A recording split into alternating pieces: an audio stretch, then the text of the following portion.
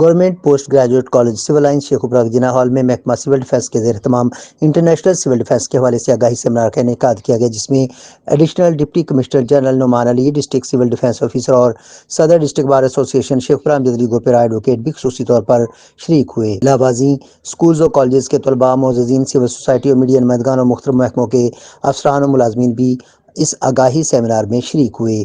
Additional deputy commissioner شیخ اپرا نعمان علی نے seminar سے خطاب کرتے ہوئے کہا کہ عالمی یوم دفاع منانے کا مقصد تمام شہریوں میں تحفظ کا احساس پیدا کرنا ہے۔ ملکی سرحدوں کی حفاظت اور موجودہ بڑھتے ہوئے حادثات کے پیش نظر اس بات کی اہمیت سے قطعی انکار نہیں کیا جا سکتا کہ ہر فرد کا شہری دفاع اور ابتدائی طبی امداد کی تربیت حاصل کرنا انتہائی ناگزیر ہو چکا ہے۔